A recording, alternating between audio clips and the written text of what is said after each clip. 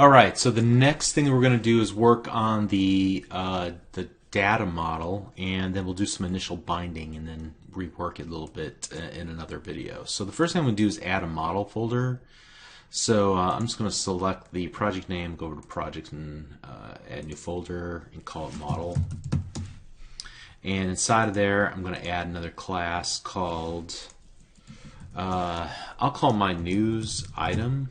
You can call it whatever you like, but ultimately I'm going to be creating a new POCO called news item, and I'll create an ID, although we won't really use that.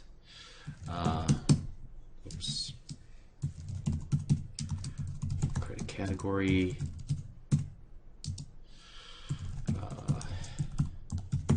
Headline.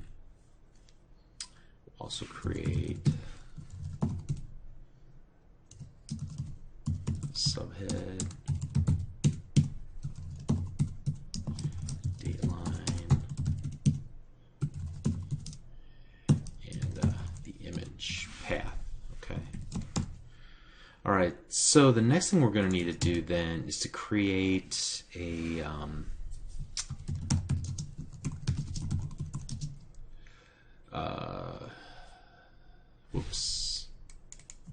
class I want to call the news factory, I guess. I could call it news manager. Either of those I think would apply in this situation. And that's and when I use the word manager or factory, I'm invoking patterns, design patterns for software developers. Factories are classes that allow you to create instances of new objects. So whenever they're the creation of an object is complex, you can delegate that to another class entirely. I might call this a manager instead, though. Manager really denotes the ability to interact with the POCO object against any persistence, and we would probably have, if this were a real application, some sort of persistence. So I'm going to go with news manager instead, now that I think about it a little bit more. Naming things is hard. I think I've said that before in this series. And you want to connote the right idea of the role that a given class or property or variable is playing inside of your system. Okay, so what the plan here is that I'm going to pass in a empty or even a populated observable collection of type news item, and then I'm going to use this method to remove what's already in it and populate it with all the items that fit the given category that you're passing in as well. Alright, so let's go ahead and get observable collection. I'm going to hit Control period on my keyboard, pops up IntelliSense. I'm going to grab that using statement there at the top, and we should be good now. Great. And so I think what I'm also going to do is actually delegate the actual creation of this master list of items to another method. So I'm going to go private static list of news item called get news items, and this is just a helper method, and it's going to do the hard work here.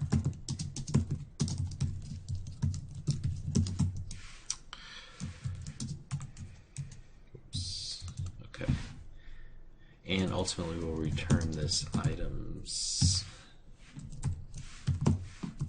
I'm fighting IntelliSense because I spelled items incorrectly. There we go. Alright, and now if you'll excuse me, well, I'll go ahead and type in the first one. We're going to paste in everything that I've done here, and I'll walk through it so you can look at it. So I'm using object initializer syntax inside of the add for the collection.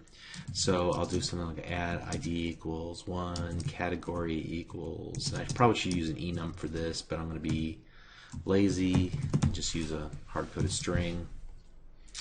And then for the headline, I'm going to set that equal to lorem ipsum. Subhead, I'll set that equal to some other fake Latin that I have no idea what it means. Set the date line equal to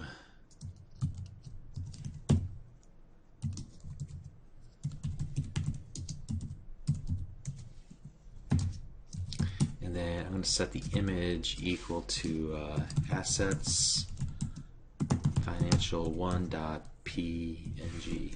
All right, so you can see that I fumbled through and typed all of that out. Now here's what I'm going to do. I'm going to copy and paste all the rest of the items from work I've done previously from my notes. And I tell you what I'm going to do. I'm going to give you I'll actually tell you what, before you actually take possession of, here, I'll actually give you this whole thing. I'm going to put this in our little instructions here. So I'm going to add this to the bottom like so, and you can just copy and paste it all out, and I'll make a note right above it like right here. So by the time that you receive this, you'll get all this extra stuff in there that'll help you create all the news items, okay? So that should make it easy for both of us. All right, so now what I want to do is just call into that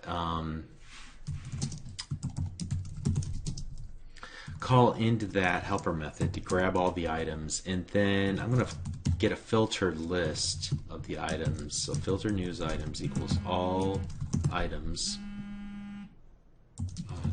where, and so we'll filter by category. Like so, and once we have that, I'm going to convert it to a list like that. Okay, and now I'm going to take the news items that were passed in and call clear on them. So empty out everything that's in there, and then I'm going to go filter news items. Whoa, man, I am spelling items wrong today. There we go. Filter news items, and then I need to add each of the individual items in the list to observable collection. There's no easy way to convert, so let me do this. This is a nice little trick. This for each link extension method will go through each individual item in my news item, my in the filtered news items, and will add that filtered news item to my observable collection of news item, like so. Whoops. There we go. Okay, that should work. Okay, so just to explain that again.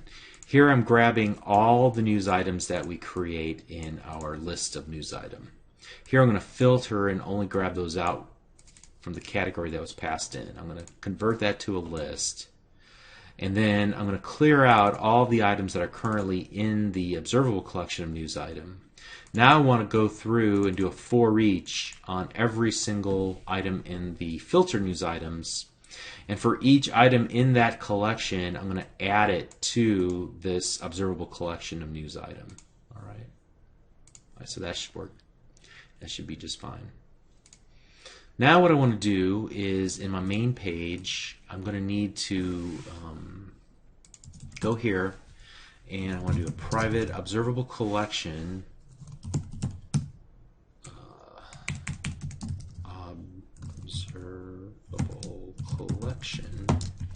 of news item called news items. All right, let's make sure I spelled that right. Now I want to add using statements to get both my news item and the observable collection into this code file. And then in the main page, in the constructor for the page, what I'll do is populate it. Go news items equals new observable collection of news item. At least I'll create a new instance of it rather. And then when the page is loaded, what we'll do is page load, and we'll create an event handler for that. And here I'm going to make sure that the financial tab is selected. And then here I'll go financial dot is, if that's true, if the financial is selected, we'll do something. Else, if food dot is selected, we'll do something else, like that. Okay. Let's go ahead and get these on other lines, like so. Great. So here I'm going to call the news manager dot get news, and I'm going to say give me all the financial items, and I'm going to pass in the news items like that. Capital N, news items. And I'm going to also set the title box text equal to financial, like so. And then here we'll do the same thing, newsmanager.getNews. Whenever the food item is selected, the list view item called food is selected. So food, and then news items, and then the title text block.text equals food. Great. Alright, so that should set that all up. And then the last thing I guess I need to do is come back over to the main page.xaml and temporarily add stuff for this data template. So again, we'll be pulling this out eventually, but for short term I can make this work. So let me actually create a grid, and the grid's going to have 2 rows.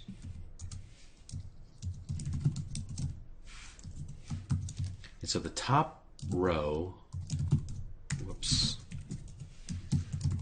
will have an image, the financial 1 PNG, food 1 PNG, whatever the case might be.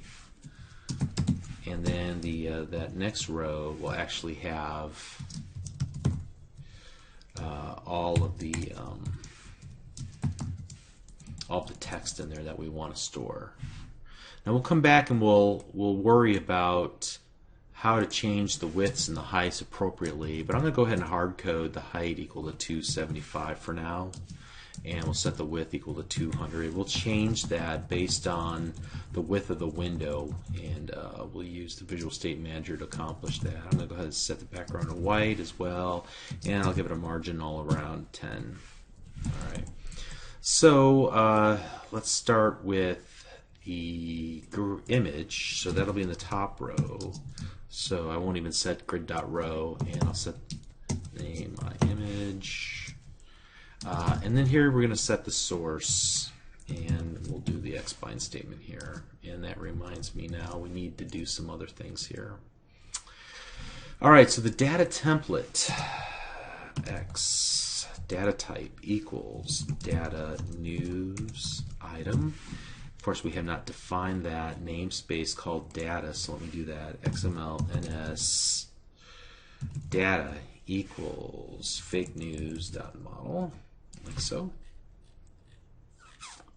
Alright, that should take care of that.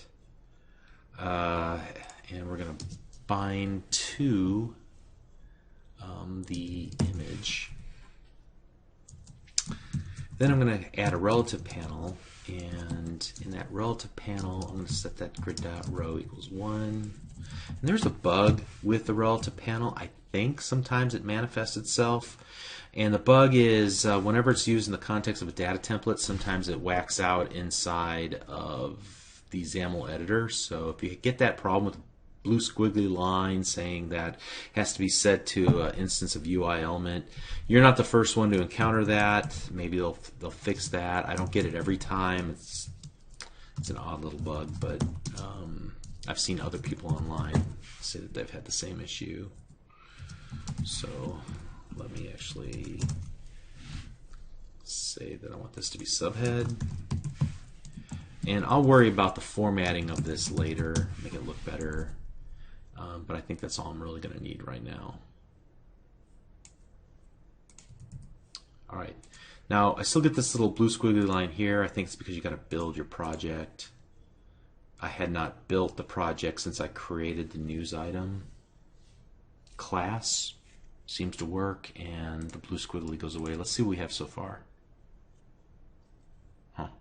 That's not what I was expecting. Not what I was hoping for. All right, I'm missing something obvious. I feel like, oh, of course I'm missing something obvious. Can you see what I'm missing? I'll give you a hint. It's in here. Yeah. What I'm missing is the item source property. All right. Easy enough. And I gotta give it that observable collection of news item that I called news items that I created here in the main page.xaml.cs. Right there. That's how it's going to all bind itself together. So now let's see if it works. All right, it's not pretty. Definitely have some work to do with formatting, but I can see there's a lot of text on top of each other. That's okay for now. Let's see if that works. Yeah, so I'm filtering correctly. That's all working nicely. All right, and I'll worry about the formatting of these guys later on. But for the most part, I've done the creating of the data model and the data binding part of it, and we'll continue on the next lesson as we move on from there. Okay, thank you.